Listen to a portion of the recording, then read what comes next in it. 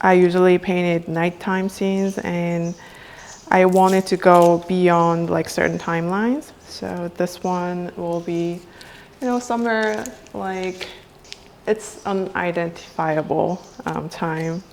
It's not even like on Earth. My work is not from like specific observation or specific places.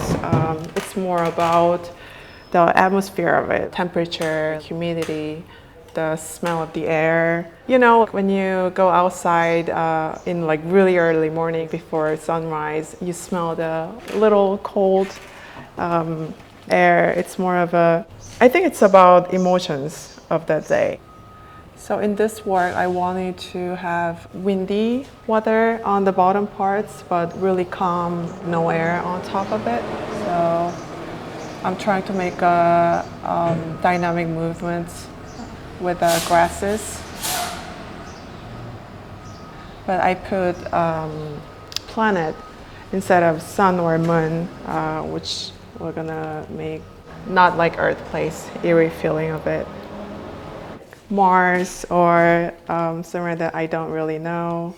It's important for me that people, when people see my work, they don't like directly link to like some specific places. That doesn't really help for me to make people purely fall into the emotions of it. So I'm trying to make it something strange, like something doesn't make sense. Sometimes light source coming from different directions, which doesn't really make sense.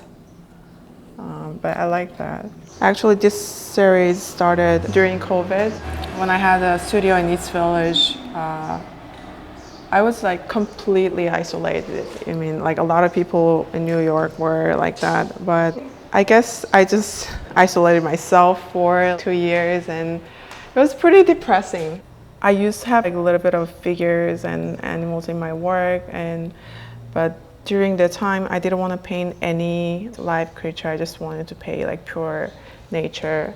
So those kind of figure kind of disappeared during that time. It got darker, and I painted a lot of night scenes. I stayed at night all the time. It got pretty dark in the beginning, but I think I'm coming back from it. I really don't want to say this emotion of loneliness, but it actually started from it. Some people when they're sad, they want to listen to like, dance music, but some others do like listen to like, even more sad songs when they're like really depressed. I think I'm those kind of person that I go kind of like the other direction. So I was worried when I first showed my work. The show was like pretty dark. It was a dark show, and that was my first debut show. And I felt like, oh my God, what I do if people think like I'm I don't know, little psycho or something.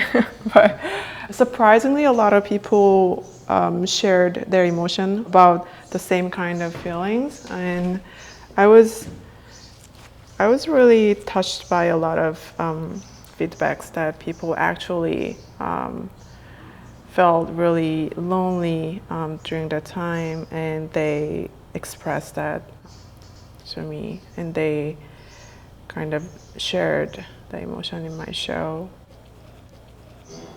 It's hard to know like when it's too much. It's too much.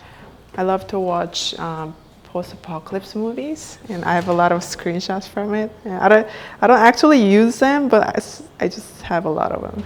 It's just nature of people.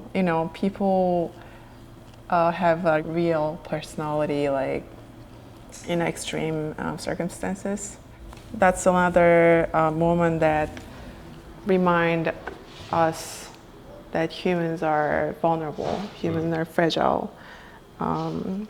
That's the thing that I like about nature, that it just keeps me humble. Like there are something, I don't have any religion, but I also don't think humans are the most powerful thing. I think nature is. I like to think that I like things that remind me of that I'm like really small. That also makes me think that these kind of like special moments in nature are very precious, and it's beautiful. I sometimes feel like I'm just a like traveler who just traveled Earth for, if it's long, 80 years. If it's not, it's shorter than that. But just one of many people who just travels here. That's a very interesting question. In that scenario, I'll just go to my family, go to see my family, and see my dog. My dog is 14 years old, so I'll just spend all day with her. And I don't know, I'll rob the store, or I don't know.